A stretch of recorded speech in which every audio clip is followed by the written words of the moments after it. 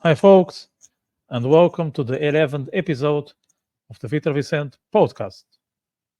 I'm soon joined by the Macedonian author Ksenija Nikolova, whose work has been translated to English, Bulgarian, Russian, and Serbian.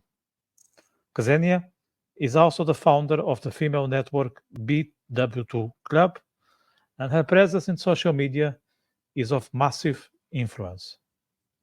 So stick around, and you'll get her thoughts on writing impact in society and also the role of Facebook and Instagram. And I hope you will enjoy this episode and show your gratitude with a thumbs up. We'll also appreciate if you could subscribe to my channel. And I see you in a sec.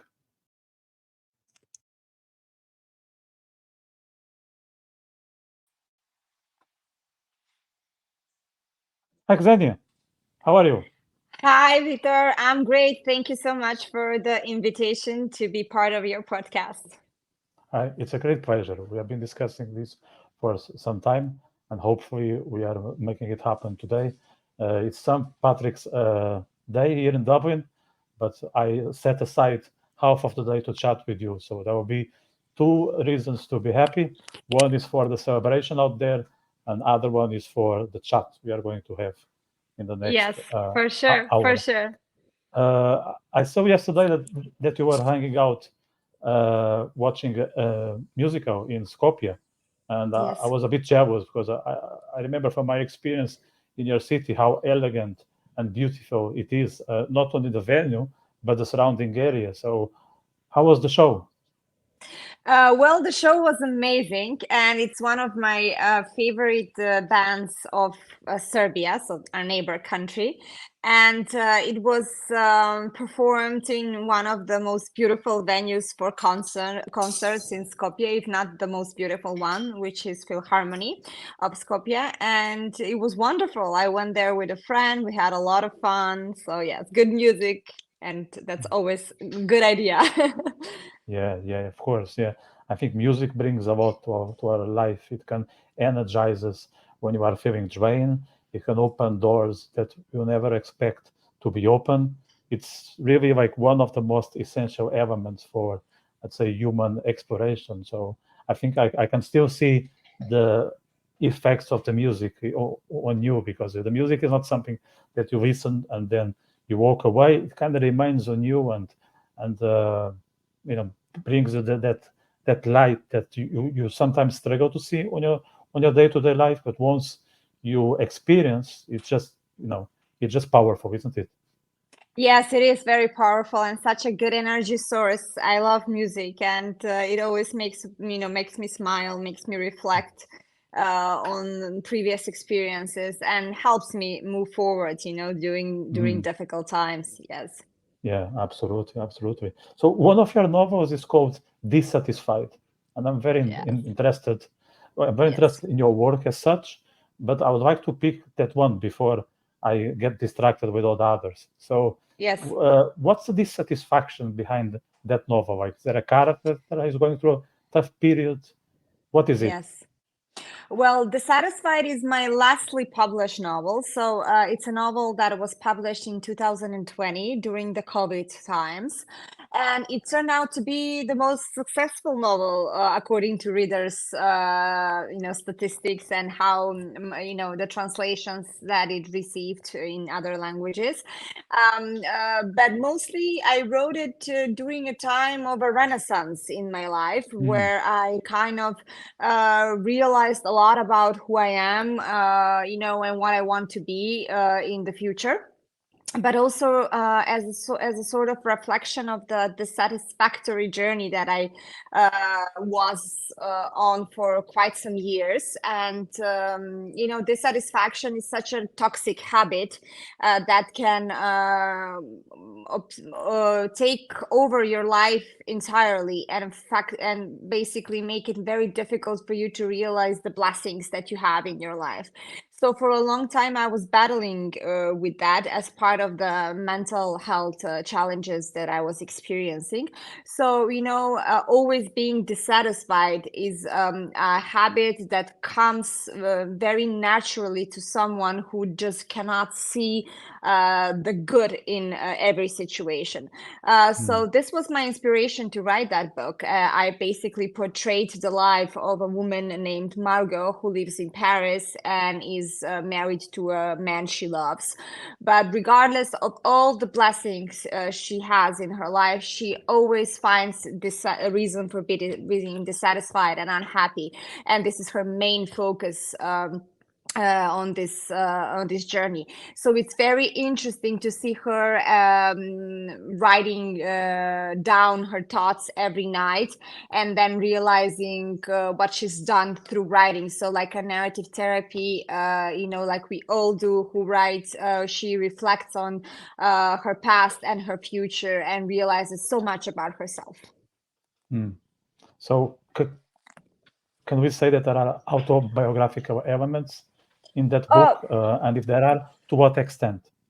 Yes, of course. I mean, we who write, we always find sources within us and around us. So everything is linked to our soul, I believe. So even if we are curious about the things we don't know, the fact that we become curious about them connects us to some inner battles and inner feelings that we are having. So I feel that everything is a reflection of who we are, who we were, and who we want to aspire to be. But of course, all of my books are fiction, so I try to use my imagination as much as I can. I write about what I know, but I also love discovering things that I don't know, but I gravitate towards.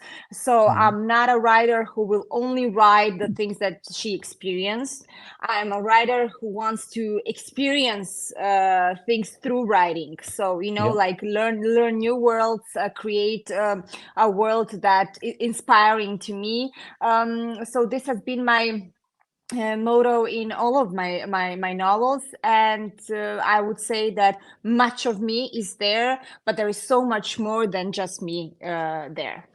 Yeah, and because of that, I think it resonates with a lot of people, especially women. So, and that might be the reason behind the success, the fact that people can read that and recognize themselves in the character and also in the author or in the whole scene that is being described, and it's so successful that even crossed borders and cross continents. Because if I recall well, this book was published in South Africa. Yes, actually, the publisher who published the book is from South Africa, but the book was published in English internationally for the international market. And it was such a step forward for me because coming from a small country as Macedonia, it's a very big dream for us to, cross the borders with what we do, with the books that we write. And it's really, really a dream coming true. Although, every step of the journey, you learn that there is so much more, behind it, so much more that you want to see, explore, and achieve. Coming out from Macedonia as an author was, such a step forward in the right direction, but it also made me realize how difficult the world of publishing is and how much more is there to achieve in order to become a serious published author. When I say serious, I mean that an author who can actually maintain her life from the writing that she does, because writing takes so much time of my life. It takes years to write a novel, and then of course you want to be rewarded in a way that is going to give back to you, so you can be inspired to do it again and again and again, and sort of create a life for yourself by doing it. So that's the most difficult part for me to achieve. I'm still working on that, but I feel like that the ones who don't give up and keep on doing what they're doing, keep on growing, keep on exploring new horizons, there is always a way, to move forward. Yeah. So you mentioned the writing in the overall scheme of things, and if there is one person quite versatile, that's you, because you are doing plenty of tasks. It's not only the writing. I mean, there's a lot more that I mentioned in the intro, and we're going to go through that in a bit. So, how do you integrate writing within your routine? Writing is a part of my life every day because, because of writing, I became everything else. And this Mhm. is, I would never be founder of a women's organization, digital creator, if I wasn't a writer. My core has always been writing. So I started very, very young in terms of compared to where to compare to the other authors in my country because at the time when I started writing we didn't really have a lot of young authors published in Macedonia, so it wasn't really something that was happening. It was something that was quite unusual, a dream that was kind of unusual to perceive because it was just not very common for young people to get published. It was just beginning, the scene. And I published my first book when I was 20, and at the time I lived in Barcelona.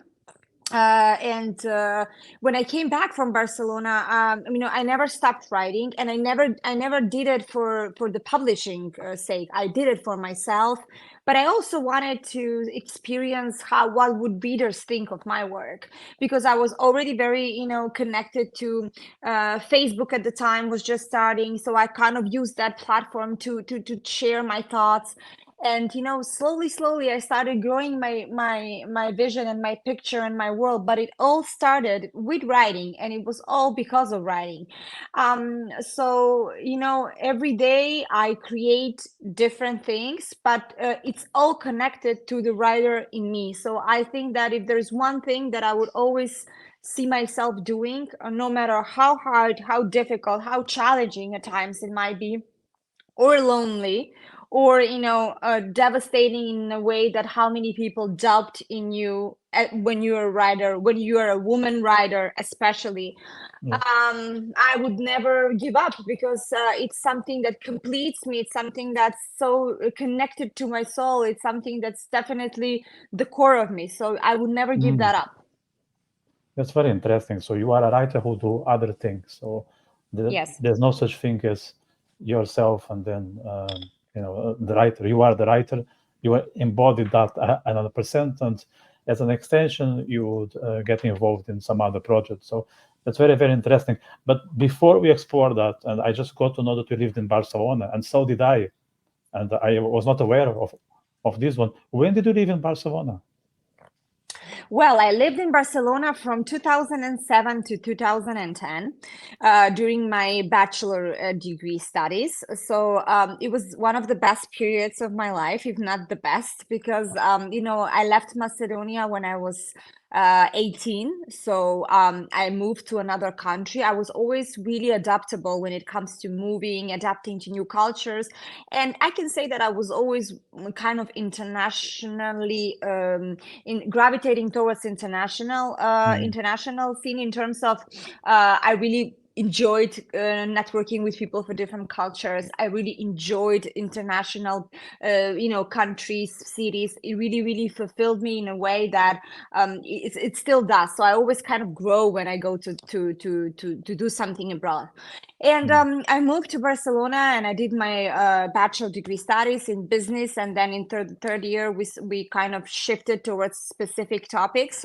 So I chose tourism and leisure management, and but our core was business. So we kind of got a very broad knowledge of all the things that are within business studies. And I chose a very general, I would say, university in terms of knowledge, because I was writing at the time as well, so the artistic side was here within me, but I wanted to explore the practical and entrepreneurial side within me. And I believe that I could do both. So I wanted to get a knowledge that would give me a perspective from something completely different. And I'm Yeah. glad that it did, because I could learn from something from many areas and kind of get a greater sense. Yeah. So Barcelona was amazing. It was the best time. I met so many people. We're still friends. We still keep in touch. Such a vibrant, living, open-minded city with so many opportunities. Amazing, amazing. Yeah. So we were there at the same time because I lived in Barcelona between 2006 and 2009. Unfortunately, we never met, as far as we remember. We never Yeah. know. But Yes. in principle, we didn't. So yeah, I was also there for 3.5 years, and I fully subscribe to what you just say. That is a city with a lot happening. You can always learn and network because the opportunities are endless. It's quite international, although they are very much into their own culture, the Catalans, but Yes. the demographics is very much uh, global. So Yes, yes, it's yes. exactly like that. Yes, I would agree. I think that Catalans are very specific when it comes Mm. to as people, but at the same time, Barcelona is so international, so you don't really feel it because you meet people from all over the world. And in my case, they were also in the end welcoming. They were not that rigid people who would not accept foreigners. With time, of course, as we progressed and learned their language and kind of melted within the culture, which is normal because you live there. You have to, Yeah. Did you respect the learn local Catalan? culture. No, I speak Spanish, Okay. but I could understand Catalan a little Yeah. bit. And when I spoke in Spanish, they had no problem because, of course, I'm a foreigner. So just speaking Spanish, it's a step forward to me. So yeah. Yeah. Yeah. Though, and in most cases, it's like that. You speak Spanish, and they reply And to you in Spanish. yeah, But yeah, yeah. I had occasions that I ask directions in Spanish, and people reply to me in Catalan, which was a bit absurd. Yes, it was So absurd. Yeah, but when you look at it, the things that they've been through and experienced, of course, in their minds, it's something that they struggle with. So I could understand from one point of view, but then from another, I think that, in the end, they always were grateful when you speak in Spanish to them instead of just in English, because that yes, would be even, so yeah. yeah. I always switch to Spanish when I speak to Spanish people, and I do the same in Barcelona. I only switch to English when they switch to Catalan because I say, okay, if you don't speak Spanish, we can switch to Catalan. It's okay. Yeah, And yeah, and yeah, yeah, there yeah. was a time that a guy just replied to me, sorry, in Spanish. I don't speak English. I was like, but you are talking to me in Spanish. Why are you Yeah. playing a game? So it's very very funny to talk with those Yes, individuals. yes, But I like yes. them very much. One of my best friends is actually from Barcelona. He's independent and all that. So I visit him and a few others quite often. And I like the idea of going back to a place where I lived because it's not just going on a holiday. It's different. It's like Coming home, revisiting, yeah, coming home. coming Yes. home or revisiting a part of you that is not exactly you, but it feels like home. So it's a Oh my privilege. God. Yes, it is a privilege. Barcelona is one of my homes. I think we can have many homes in the world Mhm. if we're fortunate enough to experience different cultures for a while. And Barcelona is definitely one of my, homes and a milestone that will always be part of my life. So whenever I go back, it doesn't feel like I'm a tourist. It Mm. feels like I'm coming to a place where I definitely left a part, something of me, and a part of me is still there. Yes. Yeah. That's a great feeling. Your home, let's call it initial home, in the lack of a better term, is Macedonia. Yes. I presume you were born there and you are based there at the moment. Can Yes. you talk to the audience in a few sentences? Uh, what country is that? Where are you in Europe? What kind of culture you belong to in a broader sense? Just that people Yes. have a better understanding of Macedonia. Yes. So Macedonia is in the Balkan region. Our neighbor countries are Serbia, Bulgaria, Greece, and Albania. And we are a small country of approximately 2 million people. The capital of Macedonia is Skopje, the city where I live in. Macedonia is a very beautiful country, especially for those who come from Europe or from Western cultures. They experience a totally different different level of hospitality, kindness, good Yeah. food, good weather, nature. We have beautiful nature, mountains, lakes, beautiful landscape. So it's definitely amazing experience for those who come from abroad. I know I have a lot of friends who visited me here, and they were always so overwhelmed by the welcoming vibes, by the great food, by the warmth of people, and there is a lot to be seen, especially in the capital where I live in, but also throughout the entire country of Macedonia. We have a lot of interesting places, interesting experiences, very nature oriented, very raw in a way, but also so different from everything else that you can experience in Europe or throughout the world. And yes, so I'm really blessed to be born here, because it gave me a home full with warmth, and a place that I can always come back to, and a place where I'm fully accepted in a way that everything that I've become through the years was based from my base, from my roots, and from the happiness that I experienced at home. So no matter how much we grow, and sometimes we do outgrow our homes, and we want to Yeah. experience something else, which is quite normal.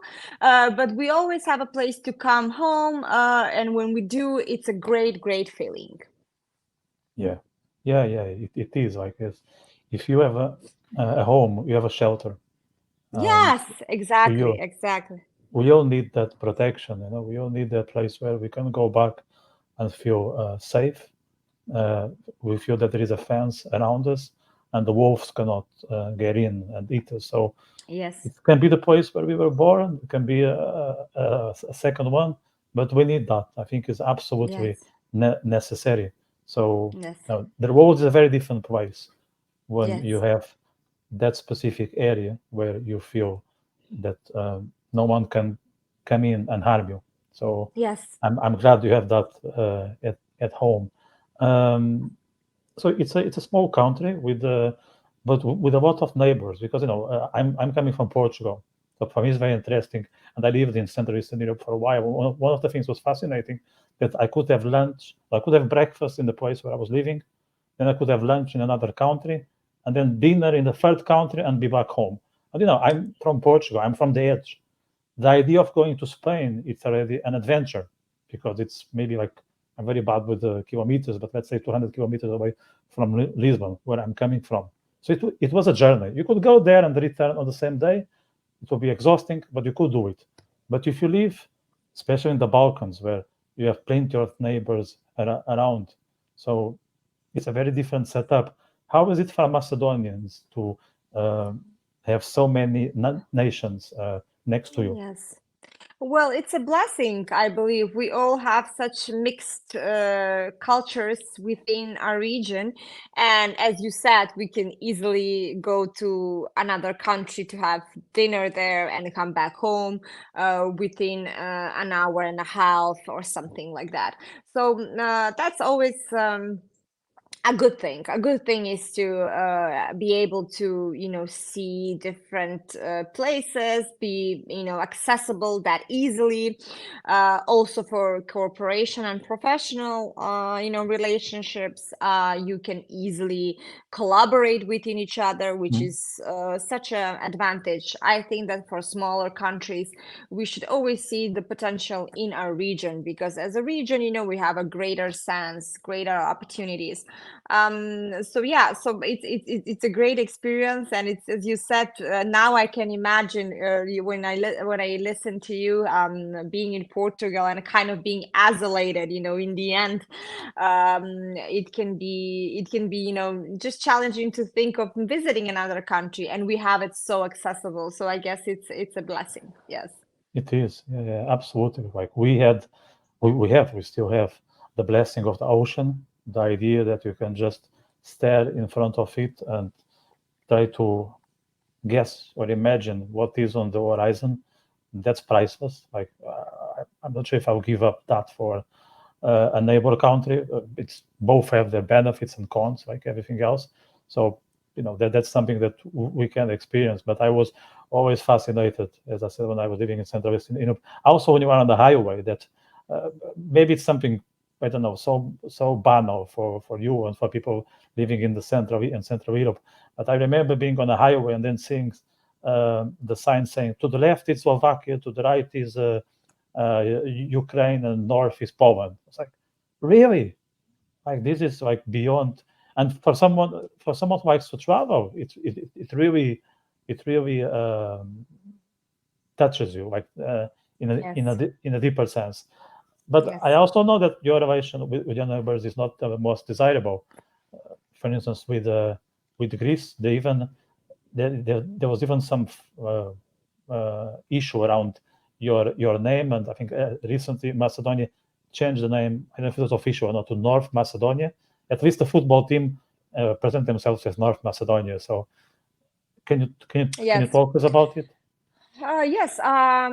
It's a very painful subject to our people, Macedonian people, because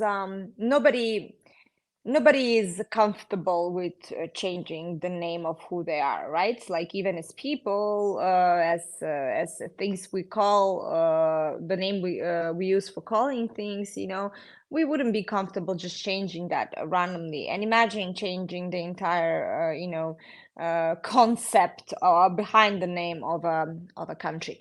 So it was a very difficult decision, and people who in our country obviously were not comfortable Mm. doing that, and we still haven't processed it that much. We still believe that our name is the same as it was, because to us it we will never be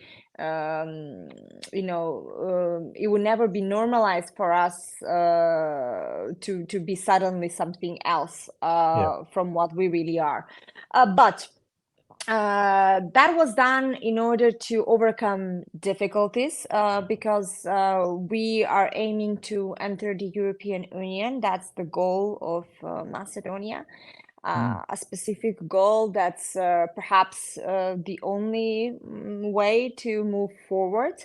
I know that a lot of countries who have entered the Union have regrets, but when you are such a small country as we are, belonging to some bigger picture might Yeah. be a good thing.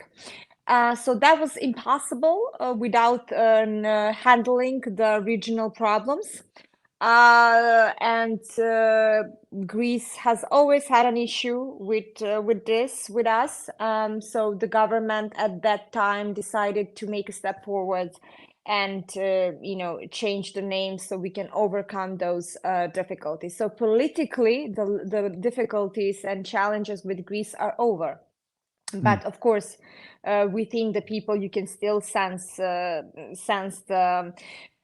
similar comments that we have been receiving even from before. But I believe that the newer generations are moving forward and kind of moving towards the future. So I feel like I have friends from Greece, and I have friends with whom I never talk about this, or friends who don't even care about this stuff. We're just people in the end. But of course, you have comments from other people. You have every single, we're all different, so we all differently view the situation. Right now, we have another problem with another neighbor of ours, Bulgaria. We I are didn't know that. handling, and yes, that's an even broader, bigger, Mm. more complex issue. Which, in my opinion, if you want my personal view on it, I would say that that's something that's too much to be asked, and Mm. too much to be, just accepted as a condition. Everything is too much when you look at it, but some things are acceptable in terms of what the future can bring, and some things are not. So there is a point where you have to stop giving up everything you believe in just to fit in, Yes. and say to yourself, this is too much. This is where I crossed the line, and I will wait for my time in another circumstances. If that happens, if not, I'm going to try to do the best things I can do within my country from the inside, because we have examples politically looking that it can be done. We have great countries who are not part of the European Union in Europe territorially and have been growing in the past years. So it can be done from the inside as well. But we have to decide on what our focus is. This is a political decision, of course. So the people in Macedonia have been suffering a lot in the past 10 years. I can tell you that for sure. You can see that on their faces. You can see that the smiles are gone. The energy is different. When you have people constantly telling you that you are not something that you know you are, and you have people constantly provoking you to be something different, you kind of you change, you become so hurt on the inside that you can feel that within my country. And I'm really sad because of that, because in the core of it, we are really happy, warm people, but the past 10 years have been very, very difficult for us. So is it fair to say that the Macedonian identity is at stake, that they're trying to stripping you out from what you are, that you can fit in a bigger picture of Europe? Macedonian identity is not a question. Nobody can tell you who you are. We know who we are. Macedonian identity is very clear, is crystal clear to us. The problem is our political situation and the way our political relationships are played. I personally think that Macedonia deserves a leader who will understand all of these things that we've been talking about, and will for once be bigger than political relations, bigger than provocations, and brave enough, to protect and represent the country in a real way. I believe that this is what we're lacking, a real solid leader, because you have to have a leader to move forward. Someone has to be the leader, and I think, do not have that leader. So when we do, that's my only hope, that things are going to start changing, because if not, I'm very afraid that the young people will keep on leaving our country for better lives somewhere else. I'm afraid that people's health, mental and physical, both are going to become even more in danger because of the situation, because of the dissatisfaction and just, entire energy in our country. And I'm scared that, things are going to get worse and worse and worse. So, we are in an election year right now. So I hope that the outcomes are positive for all of us, and that we will have a shift in the entire picture. Yeah, fingers crossed. I think you guys deserve it. Like when I visit Macedonia, I really experience what you mentioned, how people are warm, welcoming, and interested in the visitors. That's something that we don't get it as much in Western Europe as before. I think people become very much individualistic and cold, in a sense, in the side of Europe where I'm coming from and where I am at the moment. But there are a few places within the continent where there is a real interest in others, and they want, if you arrive, they will be genuinely interested in having a chat with you, in making sure that you have a good time, and in providing the best that they can from their own resources. And that was exactly my perception from Macedonia. That's one. I remember when I left, I said, I want to go back, and I hope it happens pretty soon. So in terms of politics, is there anyone from, let's say, from the mainstream that you would like to be replicated as figure in Macedonia? Is there anyone, let's say, famous out there, let's say, from the mainstream figures, just to give us a flavor Yes. of what kind of leader Macedonia is Yes. lacking? Well, my second master degree was in politics, so in diplomacy. I'm really interested in that entire, scene, and because politics is people, politics Yes.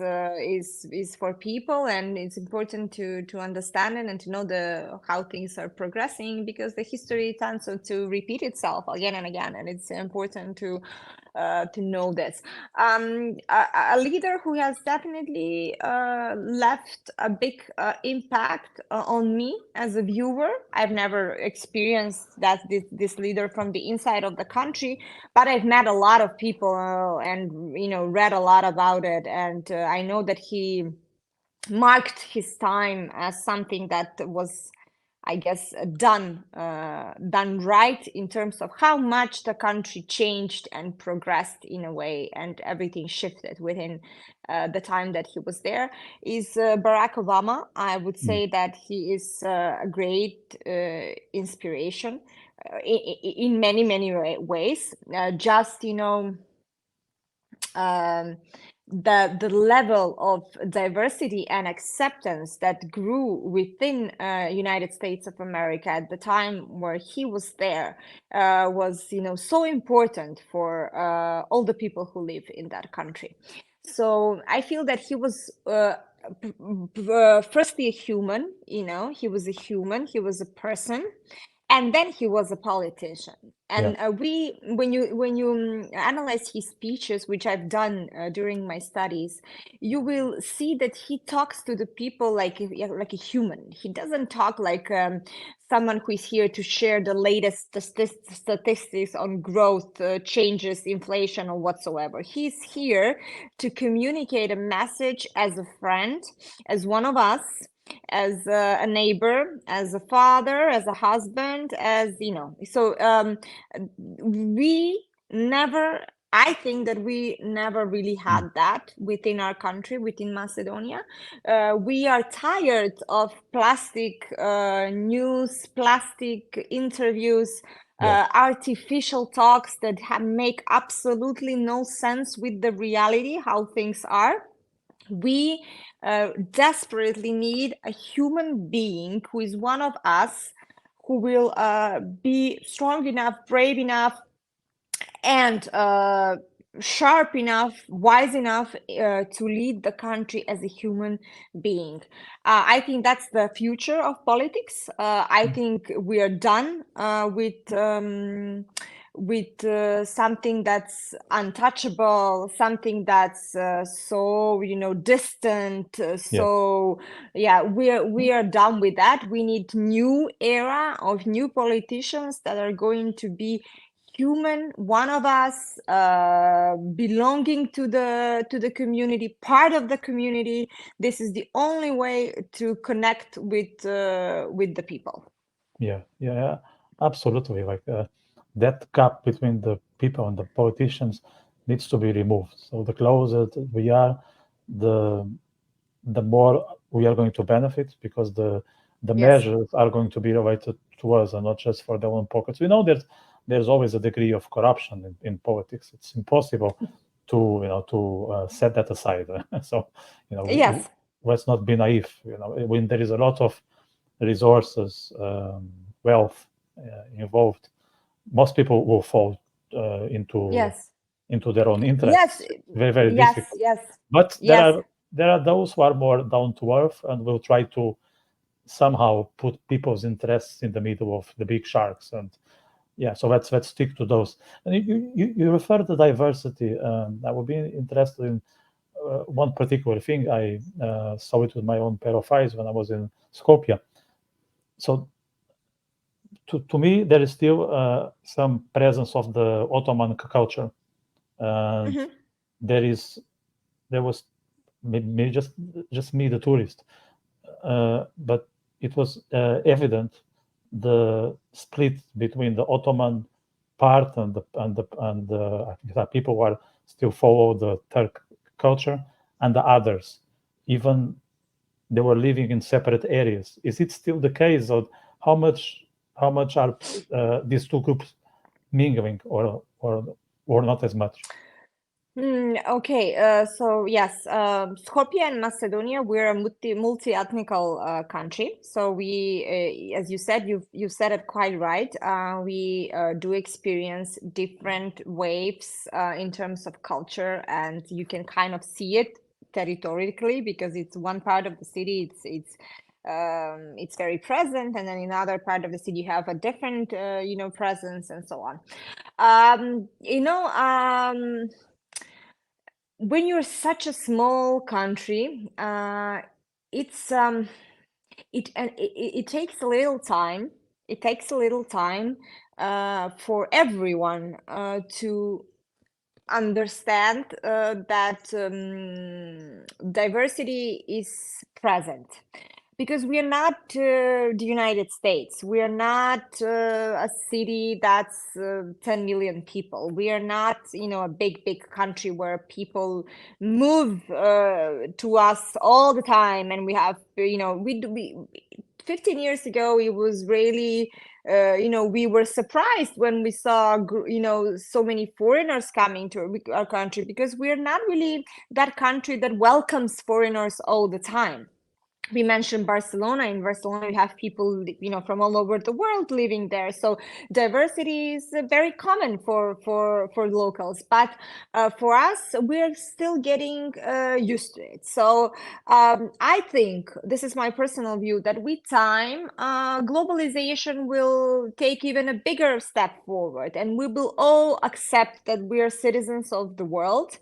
Cultures are being mixed. People are moving from everywhere to everywhere. I think that personally boundaries and traveling visas will be diminished within time more and more, because we will understand that we all need each other. Okay, so I expect that people from other places will also join our country, Macedonia, and we will experience even a higher level of diversity. And, diversity to me is nothing to be scared of, because in the end, it brings a blend of different opportunities.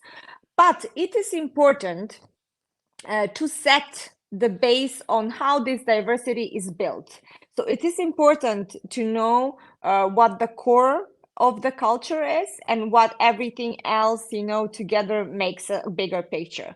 So Yeah. whenever you go to let's say I've been in Germany right now. Germany is a very multi-ethnical country as well. You have a lot of people, from different cultures. You have a lot of, people from Turkey living there, which is amazing. And they, it's such an international, becoming such an international country. But you can sense the core of the culture. You can sense that you're in Germany and what Germany means in terms of culture. So I think this is important to set it in Macedonia. We have to know what Macedonia feels like first, and then we can build additional elements to it. No problem. This is part of globalization. I believe that we cannot even avoid it. This is happening everywhere. Yeah. But the basis needs to be, very solid, very, very, very grounded, and very, very clear. And then I think everything else can be really a plus. Yeah, I would agree with you for the most part, that we need to keep what is the original roots, and that's something that Yes. you cannot just take it away. It's Yes. absolutely necessary, and without that, the rest wouldn't make any sense. Now Yes. we need input, and without input, probably at some point the ground is going to be sterile. But Yes. it's the whole combination that will make it more interesting, and will bring additional scenarios and potential growth. So I would agree with that image. But I would be interested within Macedonians. So there are those who are almost like Turks, and there are those who are like Slavics. What's the relation between these two parts of the population?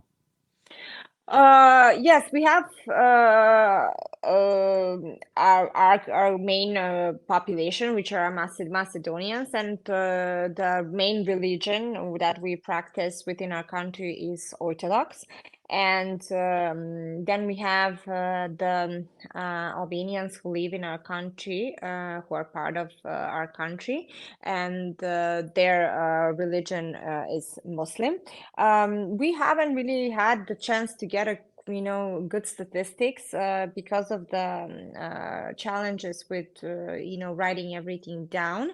So I don't know the latest statistics. They're a significant part of the community. We can't deny it. They're growing within our community. They're part of the governmental structure of the community, and this is also growing. And I can say, and I'm just gonna be, very, very upfront and honest about it.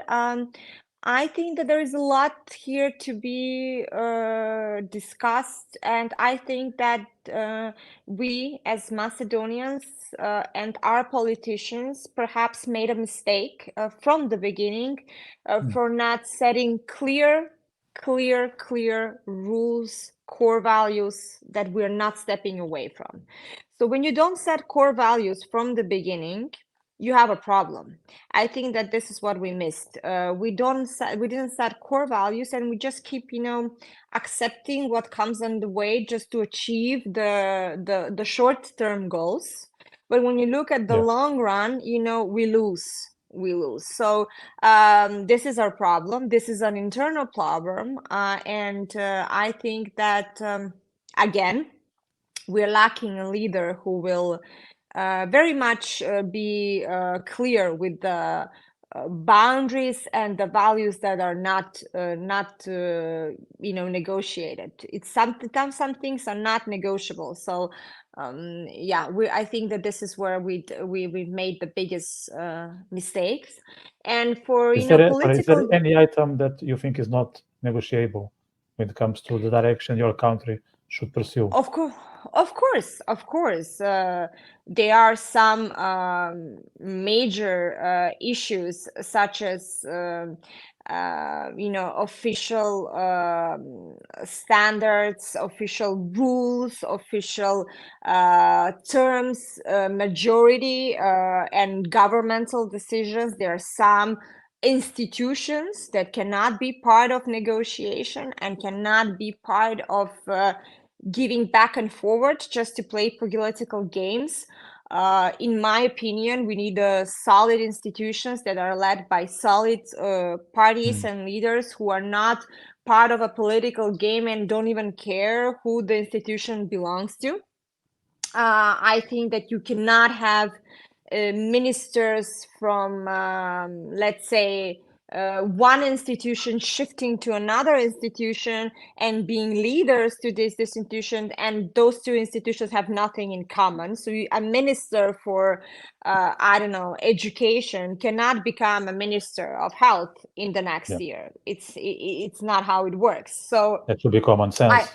Yes, it should be common sense. So I think that the political games are, again, bigger than the real core values. And this is a mistake, because when you give power to by giving up your values, you give everything, and then you can't come back from that. You cannot, because you've given up your power, and this is going to become worse and worse and worse. And this is the biggest mistake, and this is a political mistake. Let me be clear. I'm a very open-minded, accepting person. I have no problems with people from whoever, country, religion. Absolutely not. I have friends from everywhere, and as a person, I don't see any difference. But as we're talking now about politics and about someone who has studied politics, and about someone talking from that perspective, I think that mistakes have been made, and this is now not how you lead a country towards a better future. Yeah, 100%. Yeah, you need you need a base, you need a core, and then you can try to incorporate other things. Uh, you are very influential in social media, and I can see you are very well spoken. I wouldn't be surprised to see you in politics in the future. Who knows? Because you have the core, you have the spine, you have the ability to use words in a, I would say, in a very effective way. Um, how can you be this huge in social media? Because like social media, it's a very tough place in terms of competitors. We all know that Yeah. the moment you are uploading a video, I don't know, millions are, and it's very difficult to add something new or to bring your own mark or to build a brand because there are so many individuals out there trying to do the same, and you succeed. So, can you tell us a bit more about your recipe to do that well? Yes, the recipe is not to do it for the followers, to do it for what you really feel. So Mm, every single good influencer that I've been witnessing has not started with the name to become one, but simply shared what she or he believed in. This is how I started. I started sharing my thoughts as a writer. My bigger percentage of the audience are my readers. So this is how I started. And then Instagram showed up, and then we started making reels and connecting the quotes with the reels and so on and so on. I've never done it for growing an audience or following trends. Of course, I follow what's new. If it seems interesting to me, I can implement it, but not in a way that I have to chase a certain statistic or what everybody else are doing. So when you have a voice and when you're authentic, you just follow that road, and your audience will come eventually, maybe slower.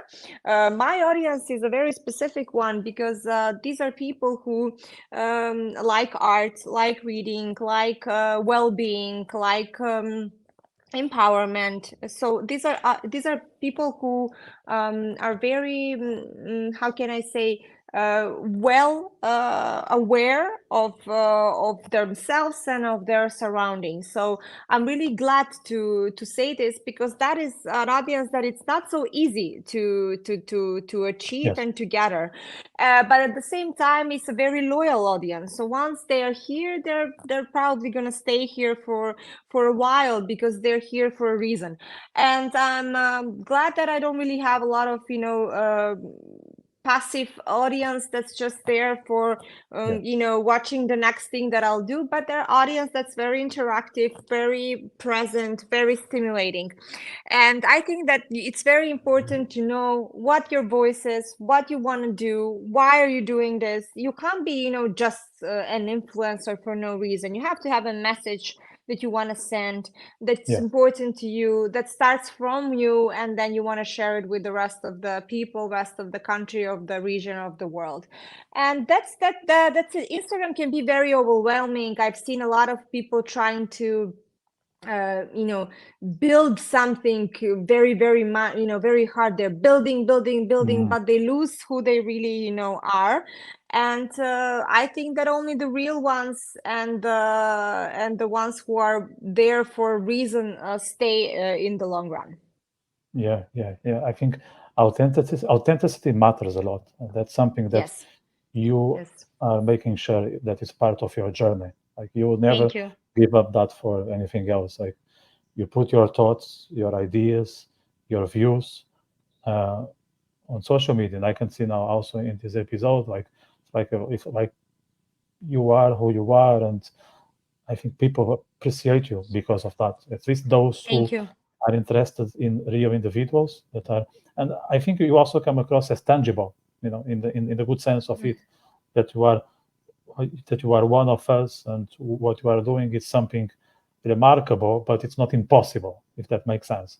So Yes, yes, yes. One of us, absolutely. That's very important. It's important to stay very tangible, as you said, very accessible, very, very, very present, just between the audience. Yeah. yeah, but I would say that maybe that's a bit provocative, but for women it can be tricky.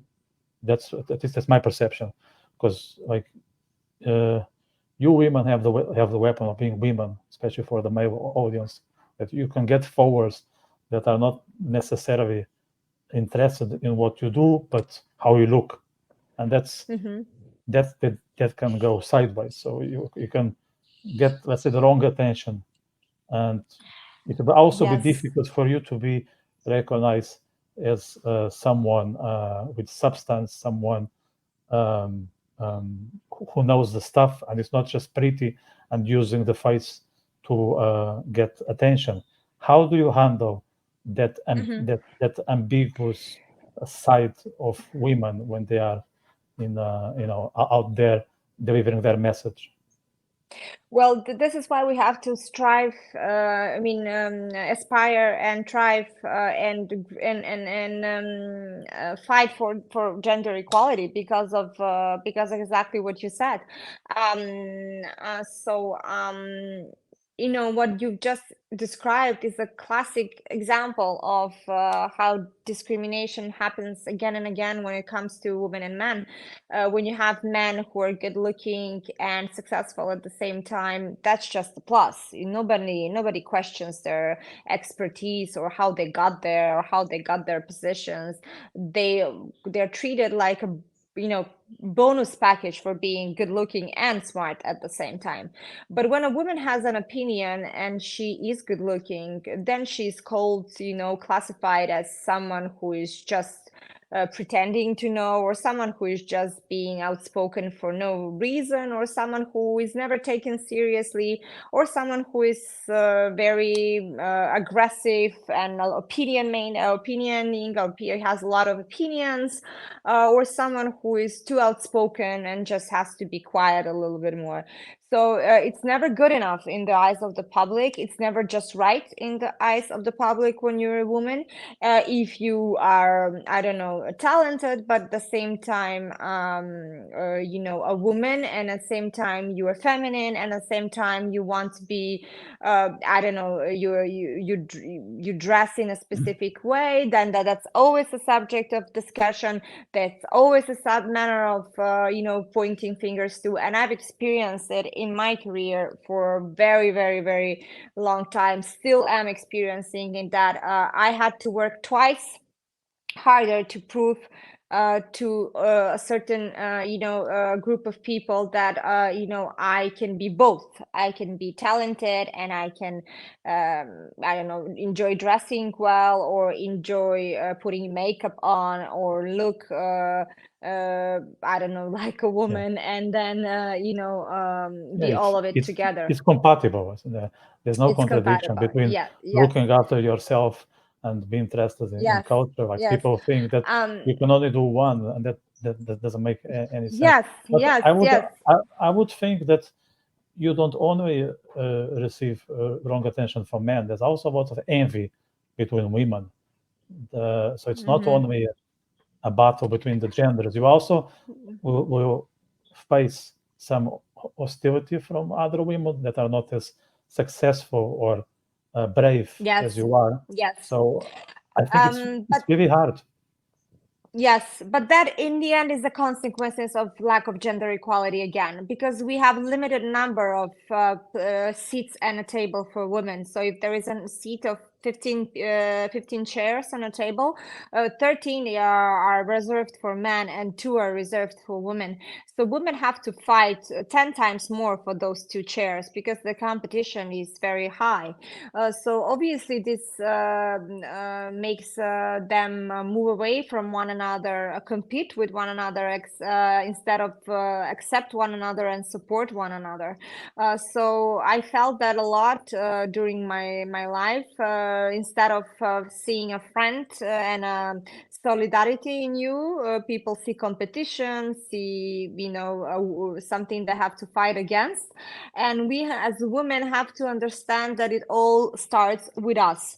And I talk about this a lot. When you have an attitude as a woman and have a certain thing you believe in, and you understand that no other woman is in your way but yourself and the community that you live in, then you understand that we are not competition. We are a community, and we have to move forward together.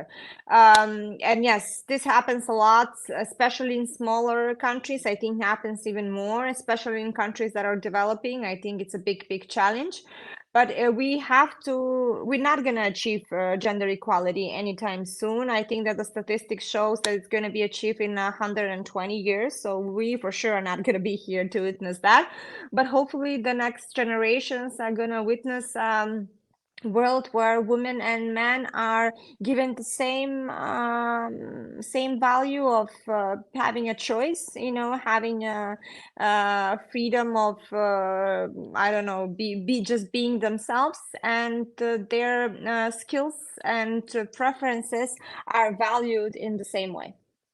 Yeah, that would be ideal if people will be appreciated by what they bring to the Yeah, table and not by the yeah, way they look, what gender they were born with. It should be about their own CV, profile, yeah, skills, and not yeah. like things that don't really matter. Um, it's like in terms of work, you mentioned that you write very often, so you can do multiple things, but there's one you won't give up is writing. Is there anything you are working on at the moment that you would like to share with the people out Oh there? yeah, yes, that's a very good question, and thank you for asking me that, because I have some great news to share with you and with the audience. So I just in the process of publishing my new novel. It's going to be published first in Macedonian, and then we are looking into publishing it abroad. I'm happy to say that this is the novel that got me an agent representation. So I'm Well done. finally, yes, thank you. I'm finally an author that's represented by an agent. I worked very hard for that, and I Mhm. tried for a long time to find this, especially coming from a country where we don't have our own local agents. We had to fight to find someone from another country, and that wasn't easy. But I think that I'm very lucky and very happy that I never gave up. And yes, this is a novel that's very close to my heart, and it's about four women. It's a women's fiction novel, for women who are married and living in New York, and they are all moved to New York from different parts of the world and the country to have a better life, and they experience the reality of their marriages and what's happening behind the facade. And it's very interesting because I've never written a novel with four main characters. I Mm. mostly played with two. This was a big step forward and a very difficult one to build a conversation between four characters who are very different, and at the same time women.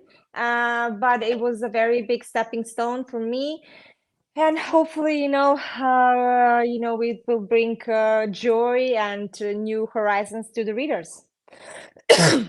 Yeah, and we'll be looking forward to have it translated Yes, into the language we speak. Unfortunately, I don't speak Macedonian, so I yes. hope your agent can promote your work international. That Hopefully. yeah, well, you already published in different parts of the world, so uh, you are halfway there. So I Thank presume it you. can happen soon. Thank you. So we'll be here cheering for you. So yeah, so I wish you all the best in your writing and intellectual and who knows political endeavors in the future.